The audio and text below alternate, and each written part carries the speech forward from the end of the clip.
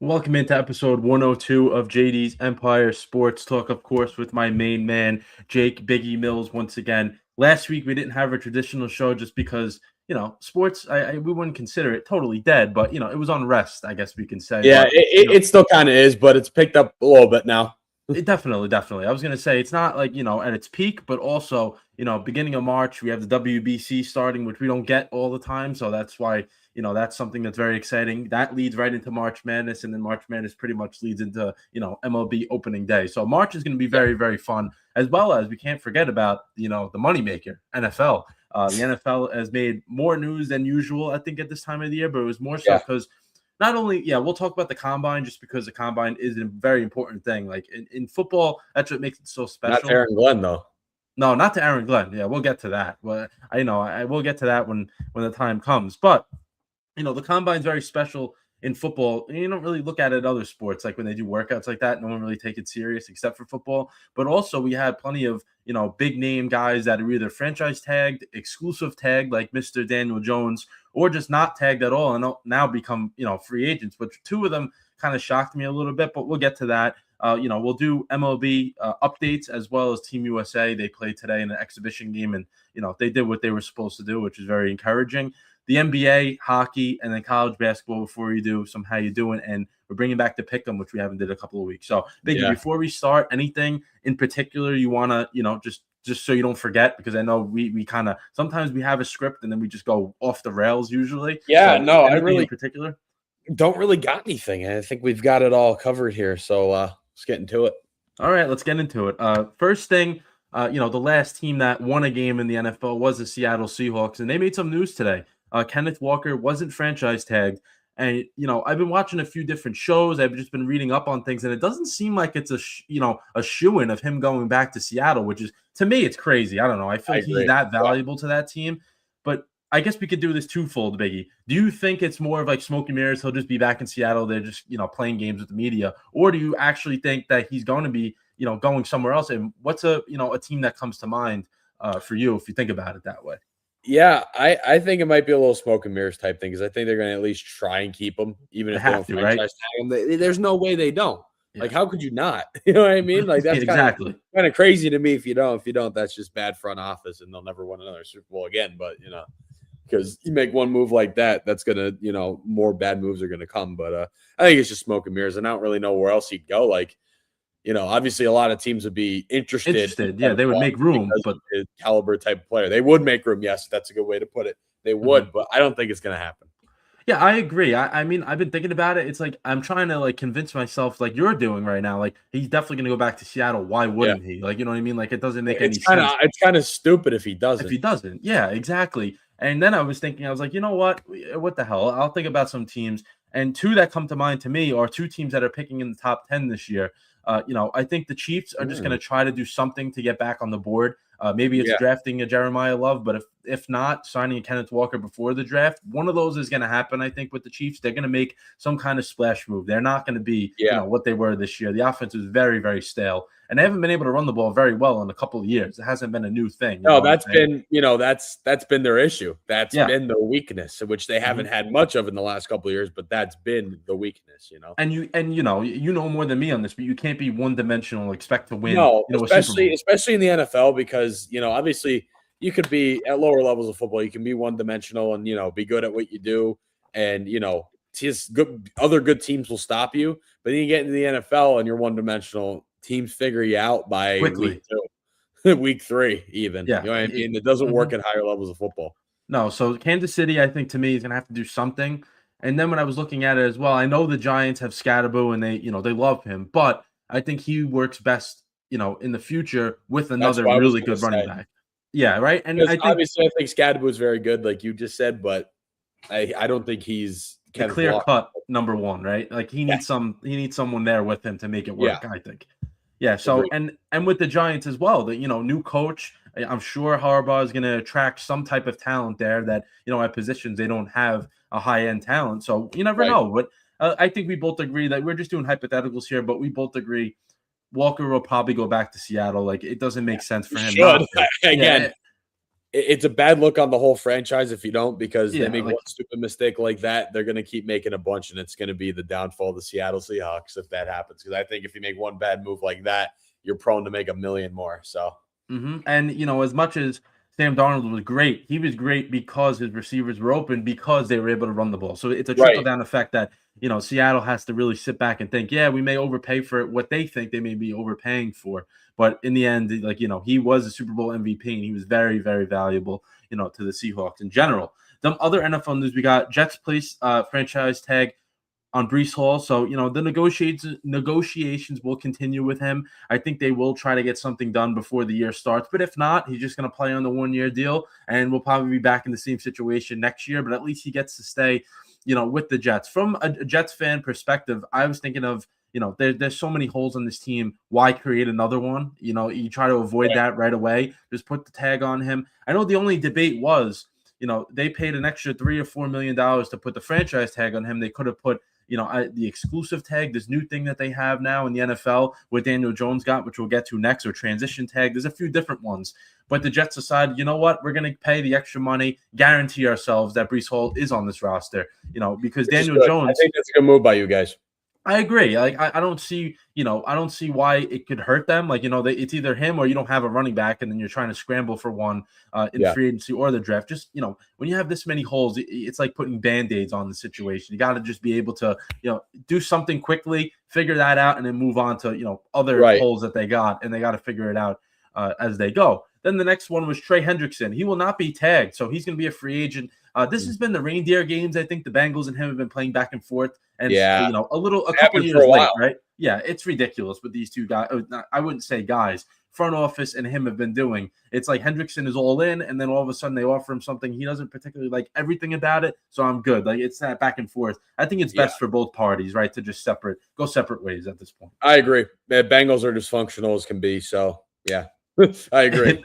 Yeah, you put it in the correct way. Very dysfunctional. Especially, I've never seen it where one team and one side or one unit of the football is so dysfunctional, and the other one just like their offense works. It's Yeah, weird. it does at times when Joe Burrow's healthy. It sure does, but the defense is a train wreck. Oh, it doesn't matter who's there at this point either. I mean, they've been going on a few different No, years, different coordinators, and it's very, very weird. It's like they had two different teams on one team, which is yeah, that's never gonna that's a good work. way to describe that. I like that.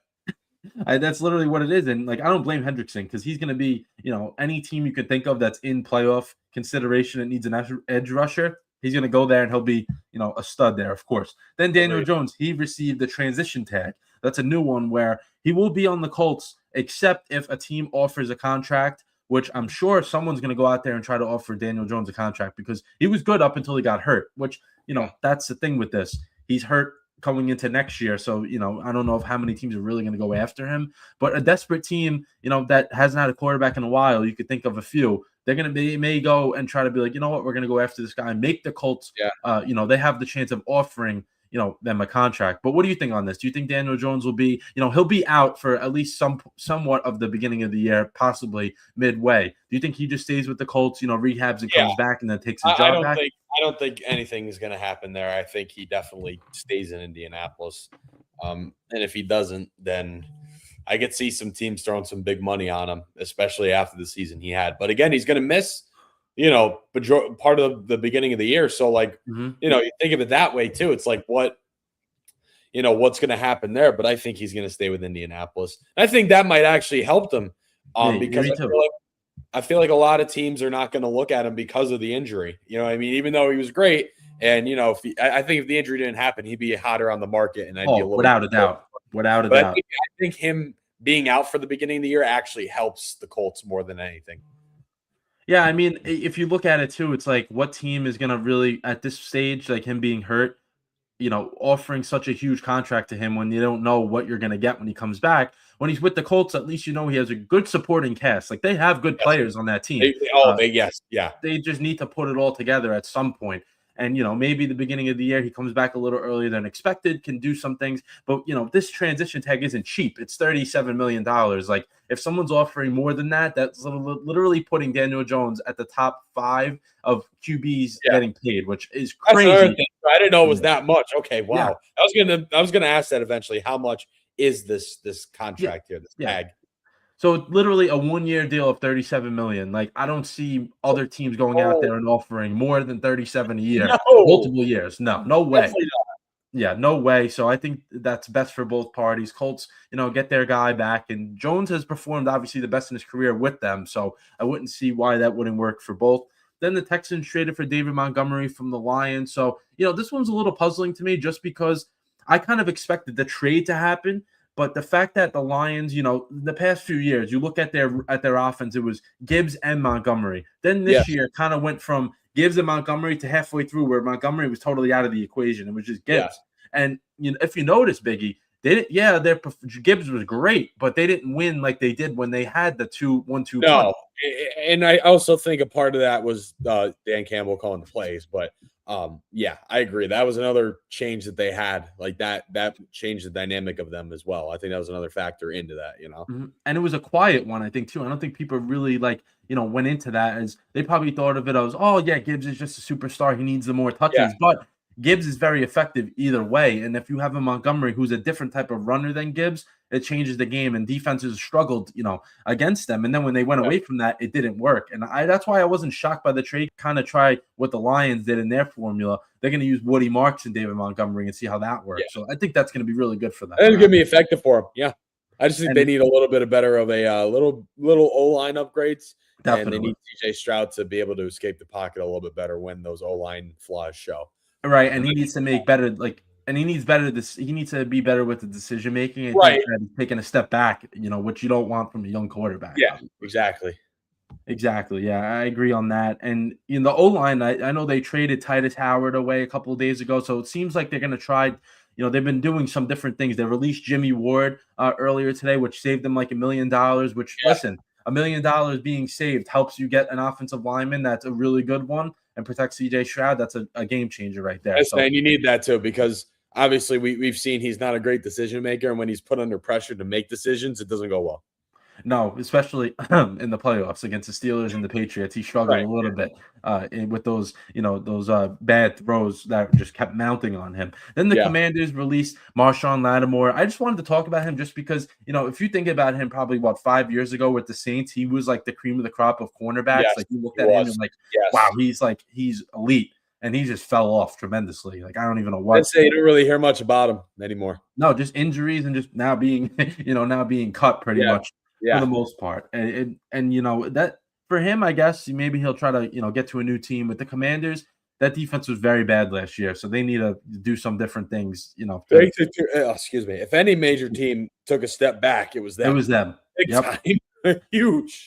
And it wasn't only because, Daniels, he was hurt. And obviously that hurts the team. Yeah, that hurts you guys. But the defense was bad. Other problems. Yeah, the defense was really, really bad from start to finish. I mean, Dan Quinn fired whoever was calling the plays last year, and then did it again now, and called it. The whole thing was a mess there. That's when you're going in the wrong direction, when you keep trying to fix instead of permanently fixing it, just doing different things along the way. That's never gonna really work. Then the big one here. This is why I said Kenneth Walker could be in play for Kansas City, or a reunion with Tyreek Hill, which we did talk about a couple of weeks ago. The Chiefs cut Jawan Taylor, and they saved $20 million. The win of this news right here is $20 million being saved, because no one cares about Jawan Taylor, honestly. Right? He sucked. Yeah, it wasn't very good. I mean, for them to have that much of a cap relief, I guess you can call it, from him is crazy. I mean who would ever thought that? How are you paying him that kind of contract for him to just be terrible? Yeah, he was awful. All I remember is every time they played on primetime, it was either he was getting called for a false start, or he was just moving so early that that he wasn't even that it was so obvious that he was moving before everyone else. Yeah. That's the only things I remember about him. So yeah, Chiefs definitely have a move up their sleeve. Wouldn't be shocked if a Tyreek Hill goes back there, or they make a splash move another way. So we'll see what happens with them. But Yep. that's I got one more thing yeah. before Go we ahead. Yeah. it's something that's not on here. That's free agency. I don't know if you saw Dallas Goedert is most likely not going to be a Philadelphia Eagle next year. I don't know if you saw that. I did not see that. Would he be No. cut? Is it or a trade? What would Free happen with that? agency. Free agency. His Oh, contract. he's gonna be a hot guy out there. Yeah. He So can play. from what I've seen, I don't know how 100% it is, but I've seen a couple reports come out that his time in Philly's done. He's probably going to be on the market. So wanted to get your thoughts on it. That's something I forgot earlier. Could you believe that? You say you got anything to talk about? I say no, and then all of a sudden, I have something. I want to get your thoughts on it. If that were to happen, what were some teams that you had in mind that would maybe pick him up, and what would we do? I want to hear you first. Well, I thought that's if you're going to get rid of anyone on that offense, you have to get rid of, he may be the most talented in A.J. Brown, but he does have the biggest mouth. I think that would be the guy that you kind of, Would be the biggest cap hit, though. That's the only problem. Yeah, I get that. But sometimes getting rid of someone like that, no matter what the situation is, benefits the team more, than anything. But with the Goddard thing, I think they're going to go like, I know Ryan just wrote it here. Sadiq could be an option. He's a freak. That's what I was going to say. Yeah. I was going to say that. Very good. But also, like, I don't know. I feel like that's just a hole that you just opened up that you didn't have to. Like, I think Goddard is very good. He's what, if you look at it, third. Barkley is up there obviously, but as a pass catching option, Goddard is either third or fourth. If you look at it, obviously he's not top two because you have Brown and Smith. Barkley's in the mix there, but Goddard is third or fourth. I don't know. This year, I think Goddard was our number one passing option. I'll be honest. Yeah, he was, but he was by far our number one. Yeah, like numbers wise, he did very, very well, which I'm saying, like, that I agree with. He was there, he was their most reliable. Let's put it that way, because either by a long shot, our most reliable. 100%. Because either AJ Brown was either not really wanted to be there or whatever the case is with his situation. Devontae Smith was banged up at some point, so I think Goddard not being there is going to actually if they don't really fix that position that well, that's going to hurt them a little bit. And I'm trying to think of some teams out there. The Giants could be an option. They could look at another tight end. I could see that. Like, I really think the Giants are going to do something really, really good. I don't know what it is, but I think they're going to go out there. It's the coaching changes. Yeah, that's the potential in the coaching changes. Like, you got a smart mind in there, and you have all the potential in the world. I feel like they're going to keep, working off that, They have to. I mean, you have to go off the spark. Your organization is going in the right direction right now. You have to be able to get someone in there. And, a tight end is a young quarterback's best friend. Yeah, Theo Johnson is their number one, who has a connection with Dart, but he's no Dallas Goedert, obviously. So he could be, obviously, right? I mean, if you look at it like that, I think that he can be an option for the Giants. I'm trying to think of other teams, in that division. I don't see anyone else really going for him. I mean, you never know with the Patriots. You never know with them. They could be another team. I wouldn't see that, but we'll see. We'll see what happens. But I think Goddard will be coveted very, very easily when free agency starts. Which free agency starts Monday. So the next time we do our show together, we're going to be talking about a ton of moves. Probably going to be on the NFL for like an hour and a half. I'm looking forward to it, but that's probably what's going to happen. And the last thing we got here is the combine thoughts. So we're going to go through a few players that impressed us, and then also we're going to go through players that we want our team to target. So that's going to be a little more on the selfish end just because it's specific guys at your draft slot. Obviously, that can be, the Jets have 2 first-round picks, so it's going to be a little different for me when I speak on it, but that could be a trade up or trade back or whatever the case is for that. But I'll start first with the players that really impressed me. Obviously, everyone who's interested in NFL in the draft, they know who Jeremiah Love is. But all I can say is he just proved. I think he's the best player in the entire draft. I know people may be like, "Oh, Fernando Mendoza is a quarterback, so quarterbacks are different." Yeah, I understand that, but I think Jeremiah Love has he is the best player in this entire draft. And whatever team he goes to, that offense is instantly going to be better. If it's the Saints, if it's the Giants, if it's the Chiefs, whoever it is, whoever it's going to be the Saints. I think it's going to be the Saints. That would be good for them. I think so. I think they're going to go in on that. I genuinely think they should. They're generally going to do damage by drafting him, though. I feel like. He's incredible. He's incredible. I mean, he not only can he run the ball, he can literally catch like a receiver. He Yeah, can no, do he's everything. very versatile in what he does. Yes. Very athletic, very versatile. He's going to be really, really good for whatever team he goes to. Then Emmanuel McNeil Warren, safety from Toledo. So, you look at it, if he's from Toledo, what competition did he play? Well, he looked like he belonged with the best during the combine with those other safeties, that were out there. So I think McNeil Warren, very, very good from Toledo. He was also when they measured him for his height, he was taller at the combine than he was listed, which is always Oh, a good really? sign. That means you're not lying. Someone Yeah. like Diego Pavia was 3 inches shorter, which not a good look. McNeil Warren the other way around, taller than listed on the documents that they had a hand in and stuff like that.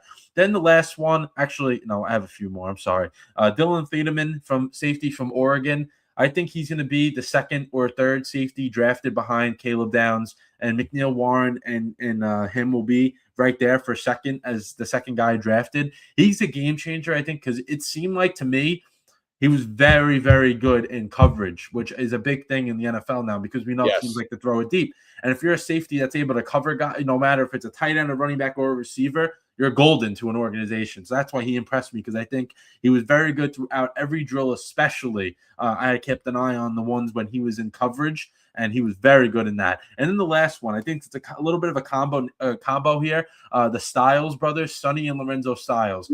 Sonny Styles is going to be a top 15 pick. We understand that. He solidified that. The one that impressed me the most was his brother Lorenzo. Undersized guy. He's in the secondary. He'll play corner, slot corner, most likely, I think, from watching him. But he improved the draft slot a lot. He was probably a third-round pick, is what people are saying. I think he can sneak his way into the second round and be a little bit of an underdog type of guy. The undersized cornerback that just knows how to play. Very, very smart, you can tell. And I think the Styles brothers, they impressed me the most. So before we move on to what players we want specifically, Biggie, any players you have that just impressed you? It doesn't matter what team they go to, just players that impressed you. Yeah, so I'm gonna actually go a little different route here. I'm gonna go to Orion's comment here, talking about Cam Ward with love would be cinema. I think I'm looking at a few mock drafts. I think the biggest impact in the draft that people really aren't talking about, maybe they are because it's a higher draft. Ruben Bain going to the Titans. That's what I'm seeing, and I think that would be huge. I think the Titans, want to stay on the topic of the Titans, I think they're going to go defense early. So like their top 5, they're number 4. So that pick's going to be a defensive player. I think Ruben Bain is probably going to end up going there. Sonny Styles even possibly as well. But I think Ruben Bain going to the Titans is probably what we're going to see. I think they're going to draft their offensive guys later. I think they're going to get a receiver first before a back. Personally, that's just me. I feel like they're going to draft the receiver before anything when it comes to offense. But they're going defense first round, in my opinion. Yeah, I was going to say, so you saw last week, we didn't get to talk about this a lot, but Jermaine Johnson was traded to the Titans. So that solves one end of their edge rush. But, the way Salah, me being a Jets fan, obviously I know this, but Salah loves 2 very, very fast edge rushers on the end. That was another thing, too. That even adds to my point even more. You get another I agree. Rookie edge rusher who we know is really good. Yeah. Maybe that's it. Maybe they're doing that. Maybe that's what, Robert Saleh's cooking up. Ruben Bain could be the Will McDonald that he had here with the Jets, or I think he could be better than that because he's more complete in his game. But yeah, I agree with that. But I will, that's a great comment because love with Cam Ward would be something. But I don't know if Salah. I don't think you're going to go offense so that early, right? I agree. Unless they're like, you know what, screw it. Let Daboll have his fun with Cam Ward and Jeremiah Love. Yeah, I don't think that's happening though. I don't either. I think they go with one of the edge rushers, no matter who it is, because there's 4 really good ones at the top. So whoever they get, I wouldn't think it would be a bad thing, at all. But any other guys you had here, or should we just go on to what our teams? Let's move on. All right, let's go. So for me, I think the Jets should go with Arvell Reese at number 2. I know Marty mentioned this somewhere. He said about Arvell Reese. There we go. Thank you for the help there. I lost the comment along the way. But yes, I agree. I think Arvell Reese from Ohio State has played at the top of the game of college football at least, and he was great. And he can not only rush the passer, can cover if needed, so he can do everything. And seems like the Jets are switching over the personnel a little bit on defense to a 3-4 as opposed to a 4-3, which they've been running for the last 5 years plus. 3-4 is now what they're going to look like. So they go out, they get the guy from Tennessee who's going to be the main guy in the middle, fatty. I like to call him big fatty in the middle. They have Will McDonald on one side. They need another edge rusher, and I think they need 2 edge rushers. I think they will sign one in free agency next week, but I think they want to have that rotation type of thing going. So Arvell Reese, I think, is the most complete in terms of just everything that they're looking for to change a defense. I think he will be, that type of guy at number 2. If say they trade from number 2 to, number 5 or number 6, Caleb Downs would be another really good pick. I think he's the best overall defender in the entire draft. I think he's a Kyle Hamilton type of player. I wouldn't take him at number 2, but you never know. Say, you know what? Yeah, we're not comfortable. Or you go out and sign 2 edge rushers, so you don't even have to worry about that in the draft. And you're like, you know what? We got our edge rushers. We got our front 4 going. Let's go and get Caleb Downs. Maybe trade down and get a few more picks, get Caleb Downs. But I would do the Reese thing at number 2. That's my first option. But you could go, with other options. Then at number 6 Reese is your best option, man. I'll tell you. Without a doubt, I think he's just fully polished. He's ready to go. I think he understands what it takes, and he's good. And like Marty said here, playing a pro style defense. Yes, with Matt Patricia. Yes, that's something you have to take that into account. And then at number 16. I think we look at it in the sense of, we may not have a quarterback, but, whoever it is this year, they still need guys to throw to. And then if you move on from wherever the quarterback is this year, you're going to draft one next year. So that quarterback, no matter who it is going to need weapons. Yeah, you have Breece Hall as running back. You have Garrett Wilson, but that second receiver is a big drop-off. At number 16, you take a Jordan Tyson, you take a Denzel Boston, or you take a Mekhi Lemon. One of those 3 you can't go wrong with. And I think you run the card to the podium if any of those 3 are available. You get your number 2 behind Garrett Wilson. You still have A.D. Mitchell who can play. You have a John Mechie there, but I think you should sign a number 3 type of receiver as well. You have the cap space. You have $90 million in cap space, so I don't see why that's a problem. But number 16 has to be a receiver of some sort. I don't care who it is. I'll be happy with either of those 3 guys. And there's no way that all 3 of them won't be there. And if that happens, if all those 3 guys go in the beginning, because those 3 are under Carnell Tate. I didn't mention Carnell Tate because he will be gone by 16. So, if 4 receivers are in the top 15, then you regroup, possibly trade back a little bit into the first round and go from there. And maybe they do go with a Drew Aller later in the draft. He, his combine was impressive, but he also wasn't the greatest at Penn State. Let's put it that way.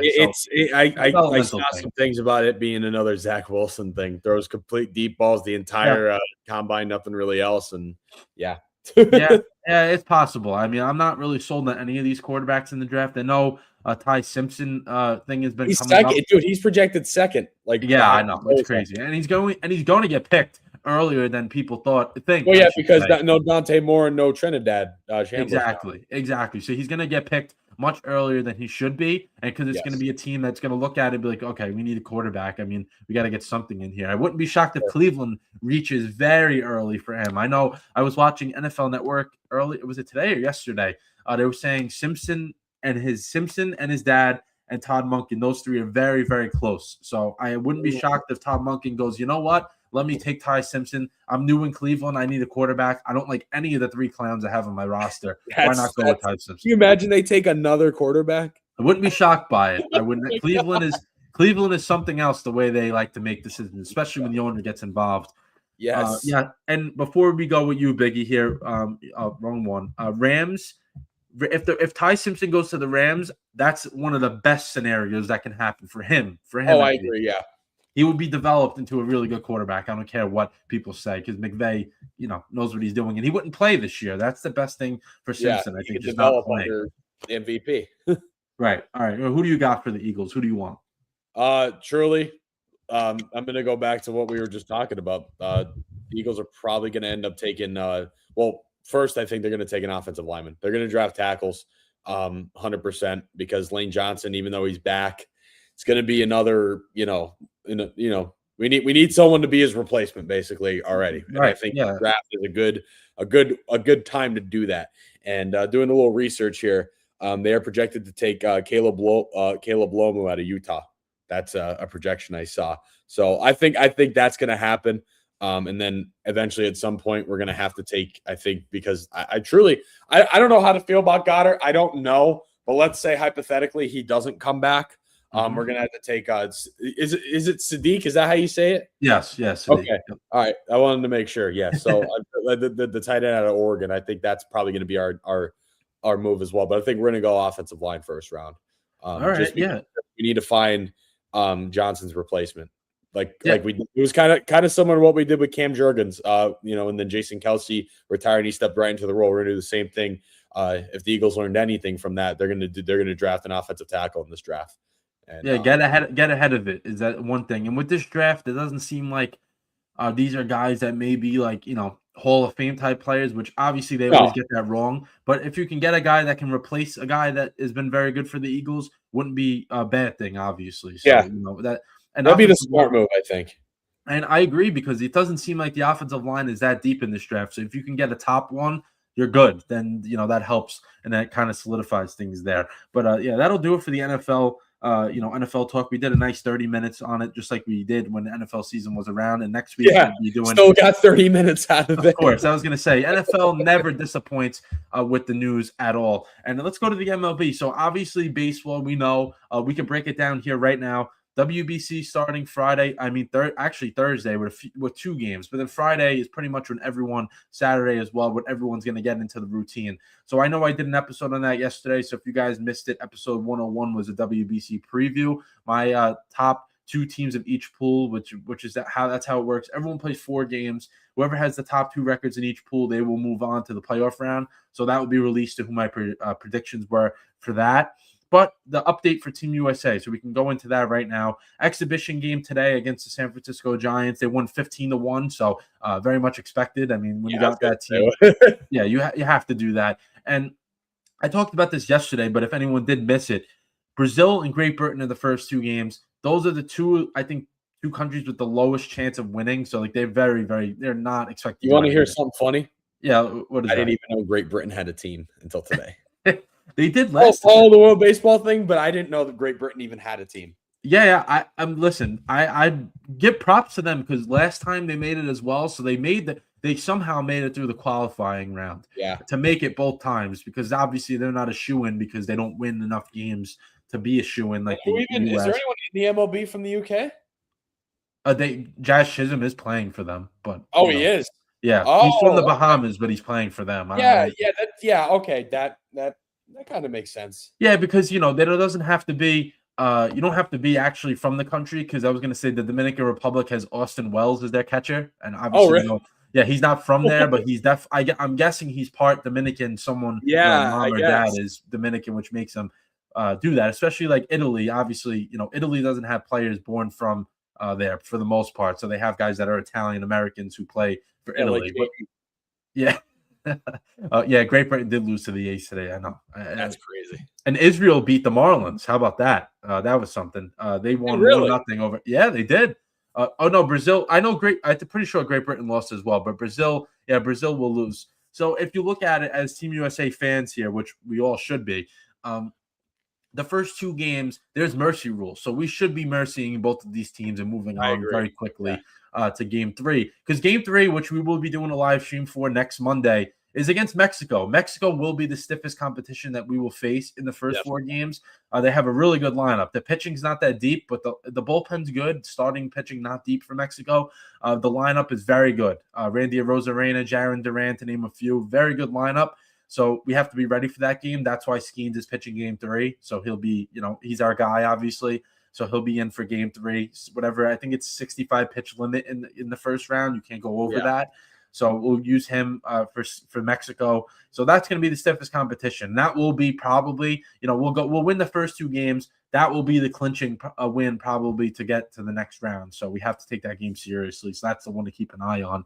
But yeah, first real game is Friday night against Brazil. Tomorrow is another exhibition against the Rockies. So they probably might win by more than what they did today. And then Saturday, Great Britain, Monday, Mexico, and Tuesday, Italy. Nolan McLean will be starting that game. So any Met fans, we know who Nolan McLean is, but I think that we have to look at the other guys, the other fans of baseball, and be like, that's a guy you have to sit down and watch because he could be the next, great pitcher in the MLB. So if no one knows Nolan McLean, WBC is going to be where he's going to put on a show because we're expecting to make it to the finals. And Mark DeRosa, manager of Team USA, said today, if they do make the finals, Nolan McLean's starting the game. So you have to be, very excited if you're a Mets fan. Just baseball in general, just be ready for that. But yeah, that's a Team USA update. WBC starting this week, goes to about the middle of March. So next week, obviously, we'll have the stream, and then we'll recap whatever they've done so far. Check in on the other pools as well, because I know Japan obviously always has a great team, and they have the mix of MLB guys and their own players that we don't really know just yet. Just like last time, someone like a Roki Sasaki wasn't known, and then he comes obviously in the MLB, pitches for the Dodgers out of the bullpen in the playoffs, was elite. So that's something to keep an eye on with Japan. And the Dominican Republic, don't know if they're winning right now, but they were playing the Tigers as an exhibition game. And their lineup is loaded. I mean, they don't have any holes in that lineup whatsoever. Pitching's not that strong for them, but, they got Tatis, Soto, Machado. Who else do they have? Vlad Guerrero, Ketel Marte, Austin Wells, Perdomo at shortstop. I mean, they have a loaded team. So Julio Rodriguez in center. So they got a bunch of guys over there. So, and their benches, you have O'Neal Cruz on your bench. That means your team is pretty good. So we'll keep an eye on that. Yeah, right. I mean, the fact that you have that type of talent on the bench. Then some other MLB news. So Jurickson Profar, he was supposed to play for the Netherlands. I don't know how that works. I don't know if he's going to be, out of it or not, just because he's been suspended for the entire MLB season for 162 games. He's gone. Second offense for PEDs. He was suspended last year, and now once again. Biggie, I don't understand this. Like, if you did it once and you got suspended, why are you doing it again? I don't know. There's no explanation for it. It's stupid. That's just stupidity at that point. Right? I don't understand that. Like, why do you what happened the first time you were suspended for half the year? It's going to happen again to you, and boom, 162 game suspension. And the Braves were counting on him. Like, he was going to be a key part of the lineup just because, left field is a kind of been like a open door for the Braves for the most part. I know they had Ozuna there, but Ozuna is obviously he's gone. He's with the Pirates. So that's something they've had a open door with. And now Profar, key part of the lineup, because he can hit. He can really hit. He's out. So we'll see. I don't know what's going to happen with his status for the WBC, because he was supposed to play today in the exhibition game. He didn't play. So I don't know if that was just because they didn't want him to be asked questions or whatever, because I don't think that has any effect on what will happen with that. And then some other news as well. Starling Marte signs with the Kansas City Royals. So we're talking about it just because it is a notable name this late into not even the offseason anymore, spring training. So the Royals add another bat to their team. Royals are going to be sneaky good. I liked what they got going on there in Kansas City. And we always made fun of the AL Central. The AL Central sucks. Yeah. But, I mean, you look at it now, Tigers pretty good. Royals look like they can be a pretty good team. The Guardians are always they're always around. Like, they don't have talent, but they're always around. Twins and White Sox, I think the Twins are actually going to be the worst team. And the White Sox actually made some moves this year as well. So, this division, we may not be making fun of this division like we did, It might be better. We'll just have to see. Yeah, we'll have to see, but hopefully it is, because, the years that go by with that division is brutal, but we'll see what happens with that. Then Max Scherzer is back with the Blue Jays. So Blue Jays have a star-studded rotation. Scherzer probably won't be in the top 5, but he'll be working his way up. I'm sure someone will be injured. Something's going to happen where he'll be in the mix, and he'll be back with the Blue Jays in the middle of their rotation at some point. And then we can move on to the NBA here, where we got we talked about the Western Conference. We look at it. We see our top teams. We're like, okay, we can group them. We understand, like Thunder and Spurs, definitely at the top. And then everyone else. Warriors are the 8 seed. They've been the 8 seed since literally every single week they're doing standings updates. But Steph Curry is out another 5 games. Do you think at this point the Warriors should just be like, you know what, Steph, we're not going to do anything in the postseason. Why don't we just regroup? We go into next year. Just rest. Like, don't even come back. Yeah. I think we might see that. Knowing how the NBA is, we'll probably see that. Yeah. Right? I mean, it's not even you're just risking, more injury just for a team that's not going to go anywhere. Yeah, they may win the play-in round. You're going to play the Spurs or the Thunder in the first round. I think you're going to beat them. Right. Exactly. Yeah, no, I don't care what Curry's going to be there. There's no way they're going to beat those two teams the way they've been playing. So I don't think that's going to happen. But let's do a standings update here. I'll kick us off with the West, and then Biggie will take over with the East, which it seems like the East is starting to separate just a little bit. Not too much, but definitely a little bit. Yeah. Just a little bit of separation there. But I'll start us off with the West, which has definitely separated, which we got the Thunder at 47-15. Of course, your number 1 seed, as they have been the entire year. They haven't moved. and they've been playing better lately and also getting healthy. They'll be a part of our Knicks live stream tomorrow night, Thunder versus Knicks. So that should be a really good game. Spurs are your 2 seed, 43 and 17. So despite how good the Thunder have been, the Spurs are only 3 back of the Thunder. And if they finish tied, Spurs have the tiebreaker. So, the Thunder have to watch out for them. But after that, Houston as your number 3 seed, 38 and 22. Terrific record. Houston has been really good, but they're 8 games out of the Thunder and 5 games from the Spurs. So pretty much if you look at it now, we can nail it in as the Thunder and the Spurs being the top 2 seeds and everyone else falling in line after that.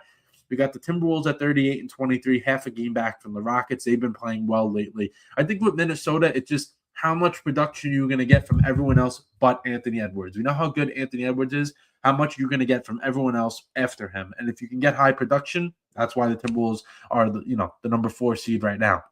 Then we have the Denver Nuggets at 38 and 24. They're your 5 seed. They've been a little up and down lately. I think that they have to be a little bit better defensively. Doesn't seem like they're always locked in defensively. And they, like I talked about, I told you this, Biggie. They may not be the most dangerous team if you look at the West, but they have the most playoff experience, and that matters. That matters in the playoffs. Like, you know what I'm saying? Like, if you have a team where, you look at the Spurs, haven't really played any postseason basketball with this roster. Timberwolves can step in there and be like, you know what? The Timberwolves, the Nuggets can step in there and be like, you know what? We can give these guys a series and we have a chance of beating them. And I don't know if you saw last week, the Nuggets and the Thunder, they got a rivalry going on there. I don't know if you saw Jokic. Yeah, did you see Jokic get hit down by Lou Dort? Biggie, he wasn't happy. Let's put it that way. Not.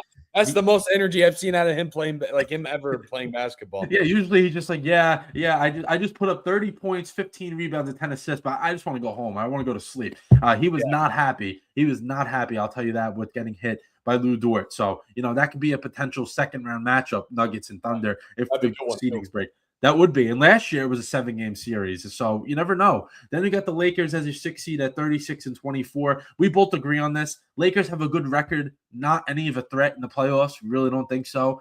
It doesn't seem like it's all meshing there. Having LeBron and Luka on the same team. Besides that, though, who do you got? Yeah, you got Reeves, but that's it. Yeah.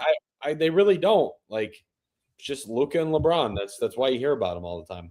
100%. I just think that they need a reshape next year, and I think LeBron will be gone, and he'll be a part of that. Kind of like an exit from the, because the coach that they have, JJ Redick, the philosophy that he brings in the team, it doesn't mesh. Like he's That's a shooting JJ Redick head coach. What is going on? And and he's been there now for 2-3 years, and I know it's so crazy. Weird to me. Obviously play. Yeah, as a Sixer, he was great. Yeah, I'm on the Sixers. That's when I got into basketball. He was on the Sixers. I was gonna say, what was he known for? Shooting. Yeah, they don't shoot well, so that's a problem.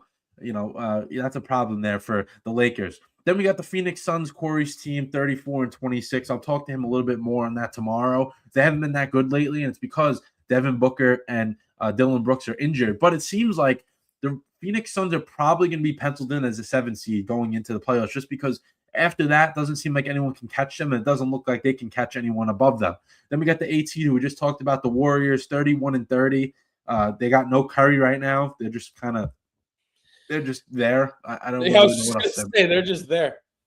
I was trying to figure out what to even say. Honestly, they're just there. They're 31 and 30. Hey, I'm Golden State, and I'm over 500 by 1 game, I guess. Then we got the 9 seed Clippers, 29 and 31. I think the Clippers will get to the Warriors at some point. I think they have a chance at doing that. Then the Trailblazers, 29 and 33. Trailblazers, I give them props every single week, every time I mention them. The fact that they definitely overachieved this year just because of what happened, their whole situation. They're going to be in the play-in because, the Grizzlies are the next team at 23 and 36. They suck. 3 and 7 in the last 10. They're only 4.5 games out, but I don't see them even, there's no way. There's no way they go on a winning streak and overtake Portland.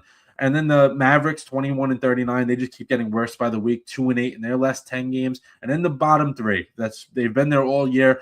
Pelicans at 19 and 43. The only news the Pelicans are in right now is that they have beef with Stephen A. Smith. So I guess they can take care of that instead of winning basketball games. Then we got more about that, I guess. Yeah, I guess, because when you're 19 and 43, worrying about the media is definitely what you need to do. And then we got the Utah Jazz, 18 and 43. They're just as bad as the Pelicans. And then the Kings, 14 and 48. They've pretty much put every good player they have on out for the year, or they traded them away. Yeah, that's the Western Conference. But pretty much, like we said, top 2 by themselves, 3 through 6 kind of grouped together, and then everyone else after that. The play-in teams look like they're going to be the play-in teams, and the teams outside don't look like they're going to be even involved in that. Ian, what's going on? JD with 6 D's like that. But what do we got? Yeah, don't take it that way, Biggie. What do we got in the Eastern Conference? All right. Well, Detroit Pistons, they stay where they have been pretty much all year, and they're actually losing to my Cavaliers right now at the half, 54-48. The Cavs just are like up. They were last week, and then we saw what happened. Right, exactly. Right, yeah, exactly. Yeah, but they've been on fire. They haven't really fallen off much. Don't see them really doing so. Don't think they're really going to fall off much at all. I agree. I think we talk about them falling off. They don't. So yeah, they won't. They won't. I think we can just settle that as they're going to be the number 1 seed. Don't know what they're going to do in the postseason, but they will be the 1 seed going into it. We agree on that. Just because they've been really. 45-14. You know how good that is. Almost at 50 wins before 20 losses. That's insane. That's incredible. Yep, we haven't seen that since the 2019 or whatever year it was. Not 2019. Whatever year it was. The Warriors. Yeah, the Warriors. They were like 72-9 or something like that. Yeah, like that. Right. Yeah, that was insane. Yep, and then right below them is the Boston Celtics, five games behind, 41-20. Again, have shocked all of us this year. Do I think they're going to do much in the playoffs though? Maybe. It's to be seen. I don't know. It's to be seen though. If Tatum comes back, you don't know. Yeah, Tatum comes back. I think absolutely, but I know. Everyone kind of ruled that out, but it seems like a lot of rumors Tatum's going to be back soon, which I don't believe it until I see it. But yeah, me either. If Tatum comes back, they have a chance at obviously going very, very far into this thing. Agreed. And right below them is the New York Knicks, playing a little bit better basketball as of late. They just blew out the Spurs the other night. Yeah, absolutely dominated. We texted about this, Biggie. I was like, you texted me. Knicks beat the Spurs, and then you put Cavs barely beat the Nets. I was like, yeah, the 2 most bipolar teams in the league. The Knicks, everyone's like, even last week when we were on the stream, we were like, the Knicks just they're inconsistent at 39-22. Imagine if they were consistent, how good they would be. It was like they're 14-4 in their last 18 games, and we are complaining about the 4 losses more than the 14 wins because they lost to a Detroit, they lost to Cleveland as 2 of those losses, they lost to a few, those 2 other losses were good teams as well. So yeah, we're going to complain about it because we expect more. And if you're not consistent, the standard's been raised for the Knicks. Exactly. When you're making the postseason the last couple of years, winning 50+ games, and you continue to get better every year, and you make a coaching change, yeah, you should be very, very good. But 39-22, and we're saying they're not consistent, just shows how good they can be. It's funny. We laugh at it, but it's the truth. 14-4 in your last 18, and you were saying they're not consistent is funny, but it is true because seems like some games they just don't want to show up. And then on Sunday, the Spurs were on an 11-game winning streak, and they made them look like they never played before. That's insane, right? I know. And right below them is the Cleveland Cavaliers, who have been playing pretty good basketball as of late, 7-3 in their last 10. I truly think James Harden it changed the whole night. Made a big difference in ways that you wouldn't think. It took pressure off Donovan Mitchell, like I've been saying since we got him. And we're currently leading the Pistons at half, like I said, 54-48. Right below them is Toronto. They actually, they're playing pretty decent this year. They've been kind of in that 4th and 5th seed realm all season. Right below them is the Sixers, who have not played the best basketball as of late, 4-6 in their last 10. Kind of fell off a little bit. And then the Magic right below them at 7. They're a team that I think can be sneaky in the playoffs. Look out for them, in my opinion. Miami Heat at 8 don't impress me much, really. Don't think they got it. The Atlanta Hawks are a mess. Charlotte's back to being Charlotte. They were good for a little bit, and they're starting to show some of the actual Charlotte Hornets ways. They're 7-3 though in their last 10. So not bad, but not like, oh, could they make the playoffs? Yeah, no. Yeah, I don't want to cut you off there, but Yeah. For them, at least, I could say this: like it's a building year for them, and the fact that they're actually close to it is good for them. And lately, like you said, 7-3 in the last 10, and they've been beating good teams. It's not like they beat the Brooklyns of the world, they beat the Wizards of the world, Pacers of the world. They have been playing good, but like you said, they'll make the playoffs. If they do make it, they won't go very far. I just want to go back. I don't think they're going to. I just don't think. Yeah, they would have to win, obviously, as the 10 seed in the play-in right now. They would have to win 2 games just to make it. But I wanted to go back to the Raptors just because, like we were talking about, the Cavs are 2 games ahead of Toronto right now. But I think by next week or the week after, we're going to see the top 4 teams kind of separate from the rest. Yeah, I agree. Toronto can give Cleveland a little bit of a challenge in the playoffs. Wouldn't be shocked by that, but they won't win, but they will give them a challenge.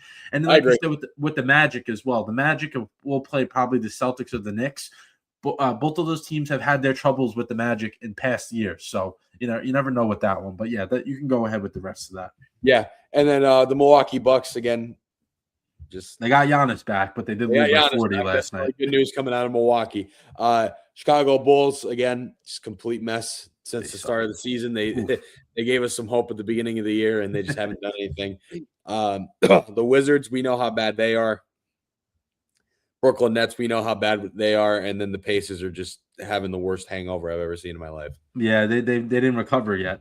15 and 46. Wow. But I was gonna say with the Wizards, the only thing the Wizards got going for them right now is that Trae Young actually seems like he cares because he got ejected yesterday when he wasn't even in uniform. So he does care about his teammates, I guess, or just putting on a show. It could be either one. And he is gonna actually play. He's going to play on Thursday. So, he's been in street clothes every game that he's been with the organization. He will actually play on Thursday for the Wizards. So, any Wizards fans watching, at least you got Trae Young playing somewhat of basketball, for you guys coming up.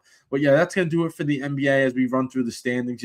We got about a month left of the regular season before we hit the postseason. So, we stay tuned for that. A lot of seeding changes can happen, and we got to stay tuned, like I just said. And then tomorrow, Thunder versus Knicks live stream. Game starts at 7. So usually our streams start at 7:30 for Knicks games. This one starts a little earlier, so make sure you guys get in here.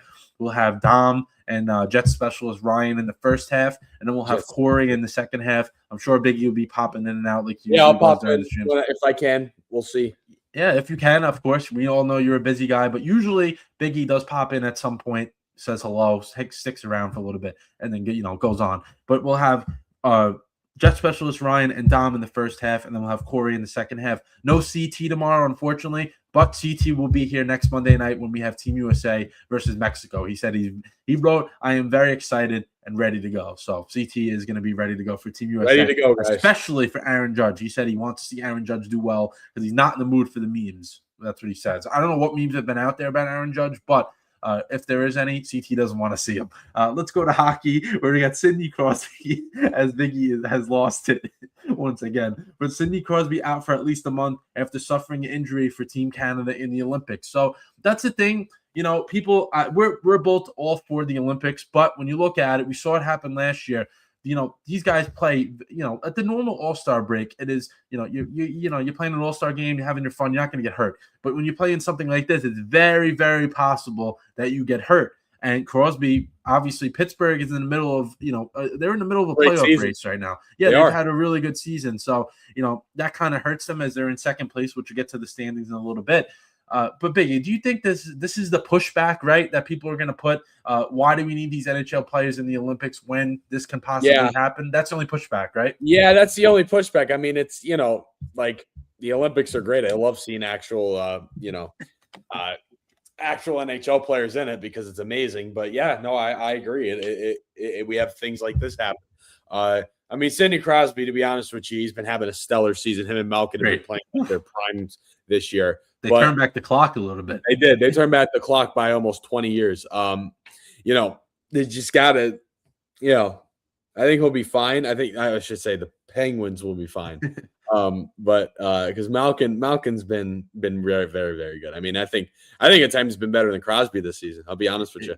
Yeah, but what you're saying is they'll be fine, but like having those two obviously together in the postseason makes a world of a difference. So they get him back for the postseason, they'll be okay because 20 something games left of the regular season. So if he misses another 2 or 3 weeks, because this has already been a week, So another 2 or 3 weeks is probably 8 or 10 games or something along those lines. So he could be back for the last part of the regular season, get his game under him again, and then get into the postseason. So I mean, for Pittsburgh, you can hold the line there with the Islanders right there with you, and then go along, try to get to the postseason, be ready to go. And some other NHL news: we got Tyler Seguin out for the rest of the year, which allows for the Dallas Stars, who, of course, they're in the playoff race and gunning for the Avalanche. They have $9 million to spend before the deadline. So the trade deadline's coming up this week or next week, one of them. So the Dallas Stars have a chance at, improving the team tremendously, which they maybe didn't think the chance they thought they would get, before this news. So $9 million is a ton in hockey. I mean, that's an eternity of money there. When we see the contracts that these guys get, they don't get a lot compared to, NFL, MLB, NBA. Yeah. Let's do the standings update here for hockey as well before we move on to college basketball and how you doing, and then the pick 'em to close it out. I'll start us off once again with the West, and then Biggie will take over for the East. So I got the standings up. Colorado is in first place, of course, as they have been. But the only thing this is the first time I'm reading these standings this entire year, 59 games in for the Avalanche, that they do have double-digit losses in regulation. They actually now have 10. So they're 40, 10, and 9 with 89 points on the year. So that 10 is the first double-digit time I've read that. It hasn't really been a thing for me so far. Then I just talked about the Dallas Stars. They're 37, 14, and 9 with 83 points, 9-game winning streak. So they are gunning for the Avalanche. Then we got the Wild at 35, 16, and 10 with 80 points. So you got those top three. And then everyone else, Utah Mammoth, 31, 25, and 4 with 66 points. And they're 14 back of the Wild, which is the point I'm trying to make there. So they're very far back. It's very hard to make up 14 points with 20 games left. I mean, that's pretty much impossible at this point. Impossible, yeah. Pretty much, unless like one team obviously just loses completely every game. And then we got the Nashville Predators, 27, 25, and 8 with 62 points. Then we got the Winnipeg Jets, 23, 26, and 10 with 56 points. So, yeah, they got Connor Hellebuck, but they got nothing else. And then we got Chicago Blackhawks, 23, 28, and 9 with 55 points. And then we got the St. Louis Blues, 22, 29, and 9 with 53 points. So you got the top three, you got the middle three, or I would say middle two, and then you got the last three. So they got nothing going on. Then we got the Pacific Division. We got the Vegas Golden Knights in first place. Biggie, it seems like to me, I know I'm not a huge into the hockey world type of guy, but it seems like every year Vegas has a different roster and they just find a way to win, right? It's just not the way it is. Yeah, they do. It's just the way it is for them. That's part of the reason why I don't like them. Most NHL fans don't. But. I was gonna say, correct me if I'm wrong, but they did win in their first year, right, of existence. Is that true? They made the finals their first year. Okay. They won in 2023. They made the finals. They lost to who they lose to that year. That was the year they lost to Washington, right? No. Yes. They lost to the Capitals that year. Okay, so I had half of it right. I knew they did something along with the cup. They were in the cup, but still, like I was just saying, every year they have a different roster pretty much, and they find a way. Then the Anaheim Ducks, 33, 23, and 3 with 69 points. They're on a 5-game winning streak, so they're right there with Vegas. Then we get the Kraken at 29, 22, and 9 with 67 points. So those three teams very, very close. Then you got the Oilers, 29, 24, and 8 with 66 points. Edmonton has been there all year, but haven't taken off just yet. I think it's coming soon. I think they're going to finish the season in first place. That's my bold prediction. I think they're going to get there. Okay. 4 points out. 4 points out is not a lot, so we know that. They got teams ahead of them, but 4 points is not a lot. And then we got San Jose at 29, 25, and 4 at 62 points. Then we got the LA Kings, 24, 22, and 14 with 62 points. I believe they also made a coaching change. I think I saw that. They fired their head coach. Yep. They did, right? Okay. That's what it was. Because I was going to say they got Panarin, and then they bring in a new coach. Very, very confusing. And then Calgary, 24, 28, and 7 with 55 points. And then Vancouver, as we talked about, worst team in the league, 18, 35, and 7 with 43 points on a 6-game losing streak. And then we got the playoff seeding. So we got Colorado, like we said, Dallas and Minnesota as the top 3 in the Central. Vegas, Anaheim, and the Kraken is the top 3 in the Pacific. And then the wild card is the Mammoth and the Oilers with 66. Both have 66 points. And on the outside looking in, we got San Jose with 62, Kings with 62, and Nashville with 62. And then I would say the next team, which are the Jets, they're 10 points out, so they're out of the hunt for now. So, you got those 3 points. And those 3 teams, and then the 2 teams in the wild card. So, you got some competition here. The wild card is definitely not, fully locked in. I would expect movement in the standings. And then what do we got going on in the good old Eastern Conference? Yeah, so we're going to start in the Atlantic Division. We got the Tampa Bay Lightning in number one. They've really come around. They've come around quite a bit. At one point, they were pretty far down in the Atlantic, and now they're actually pretty good. And then right below them is the Buffalo Sabres. Can't believe that. I love it. Look at them, 35-19. You were saying this. You were like, at some point, something's going to happen for them. It hasn't. It hasn't happened yet. They're going to be a top 2 team in the playoffs. Yeah, it's crazy. What is going on? They're ahead of Detroit. I was going to say they're the 3rd best team in the entire Eastern Conference, which is crazy. Buffalo Sabres. I don't think we would ever say that's like saying the Jets are going to earn the Super Bowl. My God. Yeah, exactly. Or even just the playoffs. We haven't made the playoffs. Yeah, even that. This is insane. My God, I love it though. Because good for Buffalo. Good for Buffalo. Yeah, that's gonna be my bases have to suffer. If the Flyers are probably not gonna make the playoffs. Hey, we're really close. We'll get to that in a minute though. So the Detroit Red Wings are falling to 3rd, which is crazy because the Buffalo Sabres are ahead of them. Still, I'm gonna keep mentioning that. They're still very good though. 35-20. They've been pretty good. They've been good all year. Detroit, Montreal. They're starting to play a little bit better. 6-2-2 in their last 10. They kind of had a point where they fell off a little bit. They started the year off like really, really good. Yeah. Kind of fell off a little bit. The Bruins making a little bit of a playoff push now, JD. They're coming. Yeah, they are. And speaking of the Bruins, I'm actually, a little side note here. I always bring these up when they happen. I'm seeing a new stadium on Saturday. I'm going to see a Boston Bruins game. They're playing the Washington Capitals, and the way these standings are looking, it's going to be shaping up for getting a wild card spot. So, look at that Saturday. So, I'll be seeing Bruins Capitals 12:30 at TD Garden. Stadium number 127, NHL venue 6 out of 32. Let's go. I was going to say, make sure you get around the city. Very nice city. Yes, I bet we're spending the weekend there, so I'm excited. Oh, good. Look at that. Yeah, I was going to say, very, very good city. Yep. All right, and then right below them is Ottawa. Can't believe this is a thing. They're ahead of the Leafs. What? Wow, insane. Florida is also last. What are we doing here? We have the Buffalo Sabres and Tampa Bay Lightning leading the Atlantic, and then the Florida Panthers and Toronto Maple Leafs in the second to last spot and the last spot. Wow, the Atlantic's great. Standings have flipped. Yeah, Toronto's terrible though. I truly think it's going to end up Toronto finishes last in the Atlantic. They're so bad. I was going to say, you were saying for a while, it seems like they weren't too interested in, winning games this year. Let's put it that way. Yeah. And Austin Matthews having disputes with them. He might not be a Maple Leaf within the next year or two. And obviously they're still kind of salty about Mitch Marner leaving, even though they forced him out.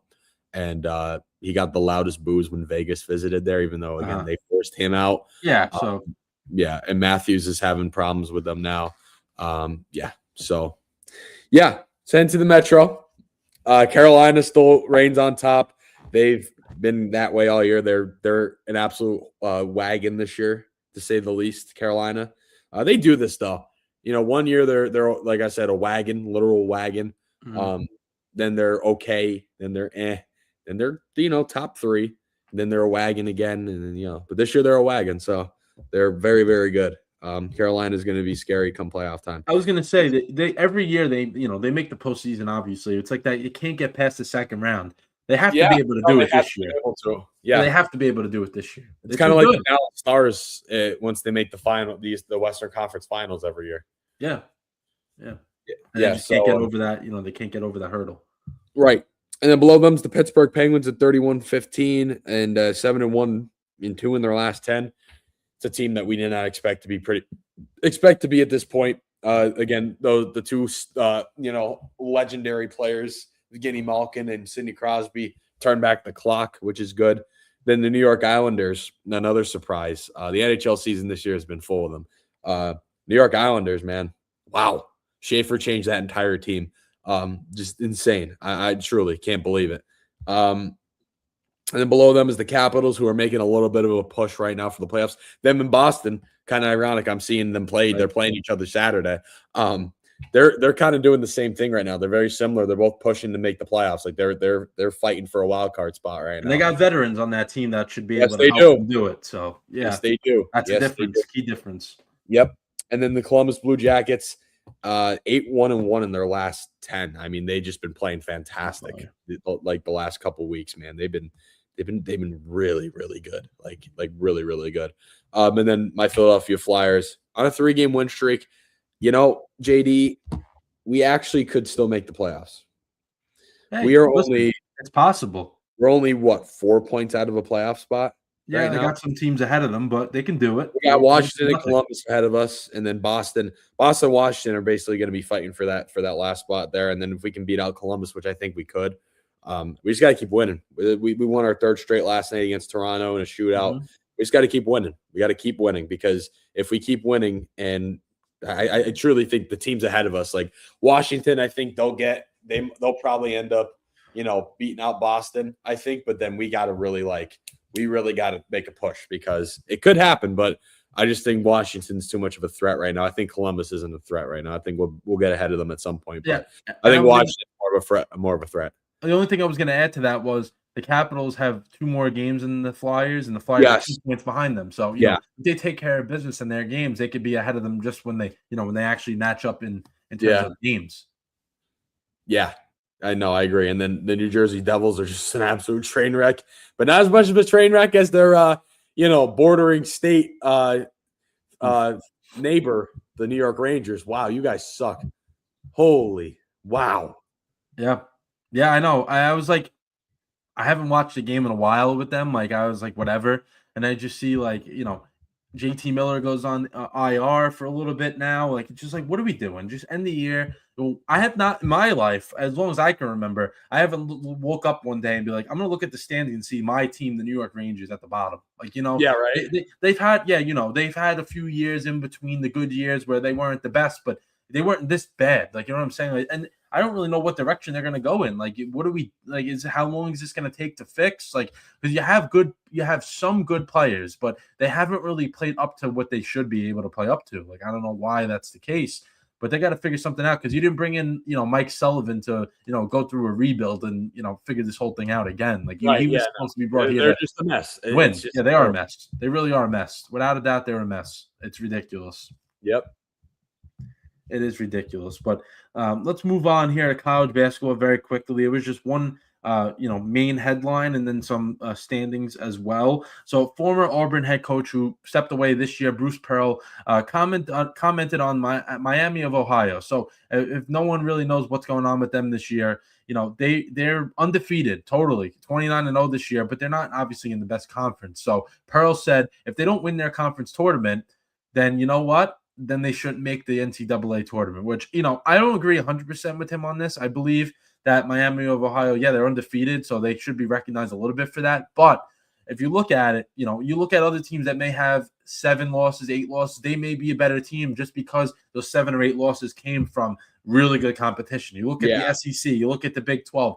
Those are 2 conferences where you lose 5 to 7 games in the conference. You're still a good team. It's just that you didn't, beat that team in a particular night. Well, Miami of Ohio, you look at the teams they're playing, they're not playing the stiffest competition. So, no, the MAC's not a powerful. Obviously, It's not even close. Exactly. So I understand where Pearl's there besides Miami of Ohio.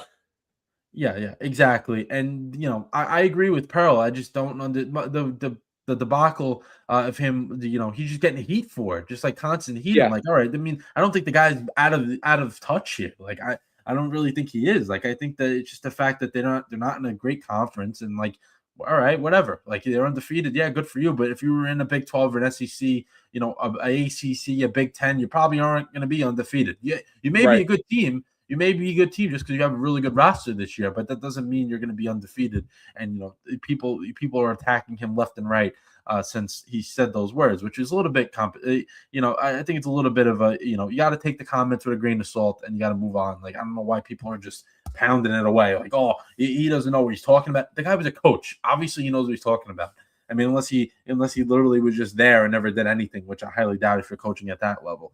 Then some other news we got was last week of the regular season. So next week will be conference tournament time, and the week after that will be March Madness. So last 3 weeks, the next 3 weeks, I should say, are really, last week of the regular season, conference tournament, March Madness right away. So there's no break here. And most of these teams have just 2 regular season games left, and they're going to go right into the conference tournament. Arizona and Duke. So Arizona clinched the Big 12, and Duke has clinched the ACC already with the a few games left. I mean, Duke hasn't even. They've been unbelievable this year. Like every team they play, they've been so it's good. ridiculous. They've been so good. Every game is a 20-point win, 25-point win, 20-point win. It's insane how good they've been, over the course of this entire season. And then let's do the top 25 here. So I'll kick us off with the first 13, and Biggie will come in with the rest here. So like we just talked about, Duke, 16-1 in the conference, 28-2 overall. They're your number 1 seed. Then we got Arizona as your number 2 seed. So Duke, Arizona, look at that. The 2 teams that clinched their conferences already are the top 2 teams in the entire country. Arizona's 15-2 and 15-2 in the conference, 28-2 overall. Then we got Michigan at 17-1 in the conference, 27-2 overall. Then we got Connecticut, 17-2 in the conference, 27-3 overall. So I know there's some clinching scenarios here because St. John's and UConn both are gonna right now. Well, if St. John's wins tonight, they will both have 17-2 records in the Big East. So we have to keep an eye on that. But St. John's is losing by 2, so they would have to come back to make that even a scenario. But then Florida, 14-2 in the SEC, 23-6 overall. So they've been, top 5 team in the country. After winning the championship, we've seen this as a trend, is more of the, teams that win the championship the year before in college basketball usually lose a ton of their roster. Very hard to replicate. They won't be back. In this case, they are. So Florida, number 5 seed. Iowa State. Biggie, I've been talking about Iowa State all year. Yeah. And it's because of their defense. They're 11-6 in the conference. So you look at it like they're not blowing you away. Yeah, they're 11-6 in the conference, 24-6 overall. So they were undefeated in non-conference play. But I keep talking about the fact that they can play defense. They are one of the best defensive teams in the country. And when it comes to March Madness, if you can lock in defensively for 5 to 6 games, whatever it is, you're going to win the whole thing. Then we got Houston, another really good defensive team, 12-4 in the conference, 24-5 overall. So Houston is another good team every year that Kelvin Sampson has the boys rolling. Michigan State with Tom Izzo, 14-4, a very nice bounce back year for Michigan State, 24-5 overall. Nebraska has been up and down in the rankings, but they're up in the top 10 now.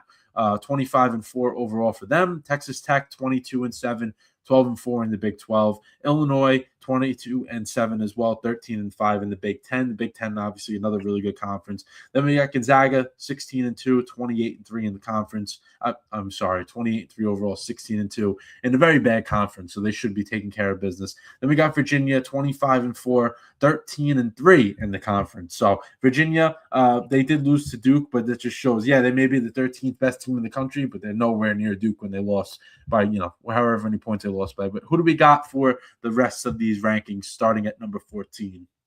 So number 14 is Kansas, 21-8.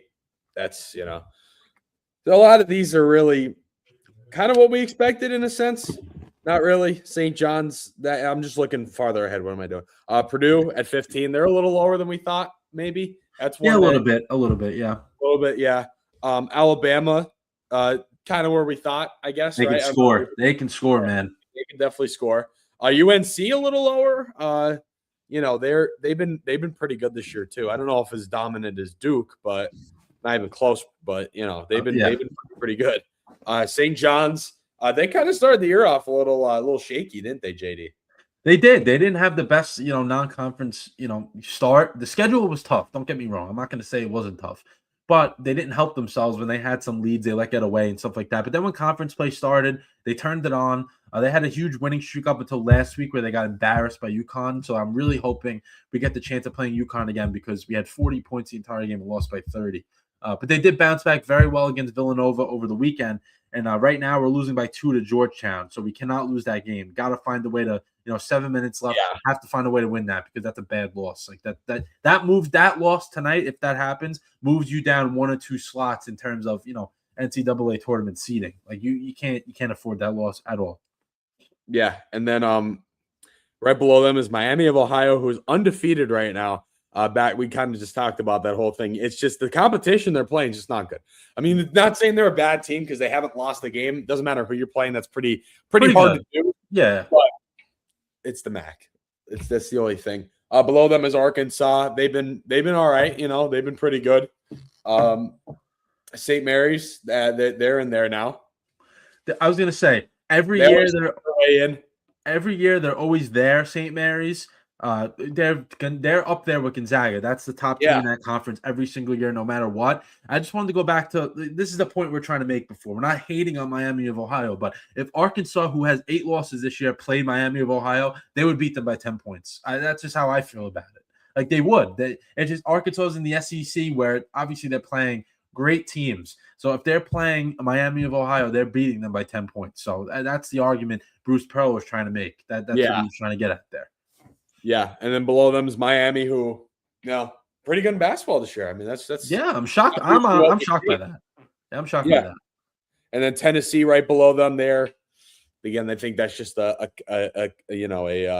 competition thing for them. They only have 9 losses, but they do play a tough. SEC basketball is usually pretty tough. Yeah. Vandy, another scenario, same type of deal. And then right below them, St. Louis. They lost a few, but they're still 26-3. I think honestly, dude, I tell you what, I would take their competition over Miami of Ohio. Miami Ohio has not lost a game yet. That's the only reason why. Miami Ohio lost 1 game. St. Louis, they'd be 25, and St. Louis would be bumped up. Everyone would just get bumped up, I feel like. I think St. Louis plays in the A10. A10 is not no slouch. Yeah, it's not great, but it's better than the MAC. Yeah, definitely better than the MAC. Yeah, 100%. And then with Vanderbilt, the reason why they're in the ranking is that they went, undefeated in non-conference play. So, that's the big thing. If you're able to win all those games, you have room for error when you get to conference games, at some point. But that'll do it for college basketball talk. We got how you doing right now. So Biggie, if you have anything, I'll let you jump in here, talk about whatever comes to mind. We usually hit our. We always do this. We always start talking about we do it throughout the sports. I mean, it really we talk about our teams during the sports, but the Flyers, man, I'll talk about them a little bit. They playing some good hockey right now. Michkov is actually playing like himself. He had a really nasty goal last night in the shootout. Oh my God. I saw that video. He shot it perfectly enough to where it bounced up Toronto's goalie's pad and went over into the net. It was insane. And Zegras' goal too was amazing. Our offensive production's been really good. It's just our defense has been pretty bad. And Vladar is very streaky. And Sam Harrison should not be allowed to wear a Flyers jersey ever again. I hope we trade him because he's not a good number 2 goalie at all. We need someone better at the number 2. So just got to keep winning because we can make a playoff push. We absolutely can.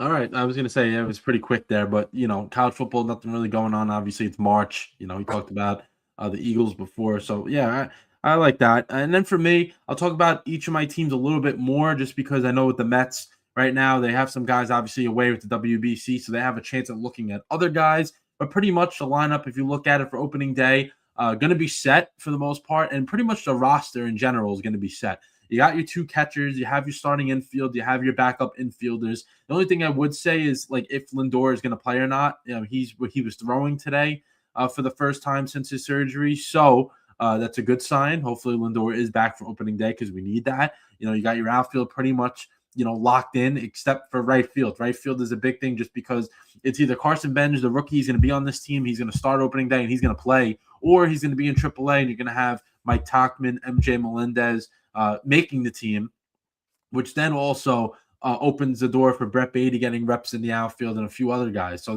Tyrone Taylor potentially playing more than people may think. So I think it's Carson Benj or the rest of the crew. It's there's a bunch of different guys coming along there for right field, but pretty much the lineup is set. And then for the pitching staff, you got your starting rotation, but it seems like they want to do a 5-man rotation, someone's going to be the odd man out here. And, Freddie Peralta, he's the guy. Nolan McLean, obviously a guy.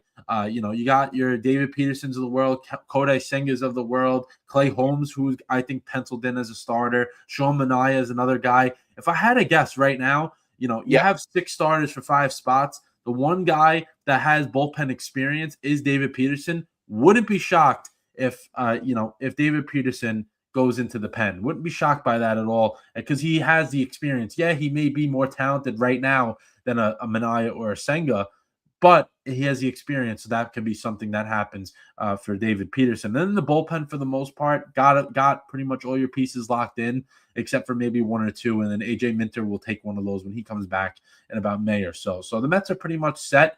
Don't know how I feel about them, though, just yet. I think it's usually I have a good feeling on how I feel about them in spring training, but I think it's going to take me a little longer just because the roster very different than it has been in years. So it's going to take a little longer. And with some guys leaving for the WBC, some guys learning new positions, that's going to be a whole nother, thing that comes along with this. So we'll have to wait and see with that.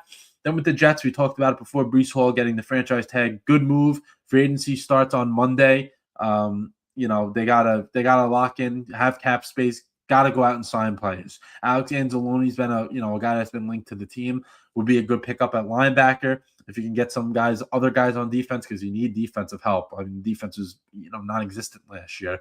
And the best part is Aaron Glenn sleeping as he's watching, as supposed to be watching edge rushers. It's unbelievable, man. Biggie, it could have been any other coach from any other team, and they would have gotten a pass for it. They'd be like, maybe he's just if it was Mike McDonald's who just won the Super Bowl, it could have been anyone else. Oh, yeah. Had to be Aaron Glenn. Had to be Aaron Glenn. Had to embarrass himself on national television. Of course he did. And, Glenn sleeping on the job, and then nothing even happened with that. I don't know what the hell what we're doing there. But, hopefully they can figure it out, have a good free agency. No excuse to not improve. Like, you have cap space, you have draft picks. Should not be another 5-win or less season. It probably is going to be that way. I think, I don't think Glenn's a very good coach, but it should be more than 5 wins. I mean, come on. You have a chance at improving the roster. I don't know who the quarterback's going to be because obviously that's a big thing, but you have a chance at doing much more than what you're doing right now. So you have to be able to do that. Then with the Knicks, I was going to get to that, Marty, but thank you. Knicks are winning at halftime, going for a win number 40. So you get to 40 wins tonight with 22 losses. They are up. So that's a nice thing. At the end of the third here, the Cavs are up 84-80 on the Pistons, so they're still leading. Yeah, so, right now the Knicks are just ahead of the Cavs, so the Cavs are trying to keep pace with them, and the Knicks are trying to catch the Celtics. So it's a very, domino effect type thing going on right now. But Knicks got to keep plugging away. We'll be on for the stream tomorrow, Thunder versus Knicks. So I don't know how seriously the Knicks are going to take that game just because Mitchell Robinson, who never plays back-to-backs, is playing tonight. So it kind of tells you all you need to know in terms of what they think about tomorrow's game. So he's probably not going to be playing tomorrow. Then with the Rangers, talked about them. They're just a complete joke, is what it is with them. St. John's has Georgetown right now. Seton Hall on Friday night. Then the Big East tournament next week. But St. John's is up by 2 now, so they regained the lead before minutes ago. Have to close that one out. Tied with UConn going into the last game, and then let the tiebreakers, figure themselves out at some point. And then, that's pretty much it. Notre Dame, nothing really going on with them. Just hope the guys that were at the Combine that showed out, Jeremiah Love, Jadarian Price did really, really well. I know Malachi Fields is very high on draft boards, which I was shocked by because I didn't think he was that great for us. But if you get drafted in the end of the first round, early second, good for him and whoever else, guys that are slipping my mind right now. But if whoever did well, good luck to them. I know we'll talk about that much more when we get to the draft. But, that'll do it for me. For how you doing, and let's close out this episode here with the pick'em. I'm at 33-25.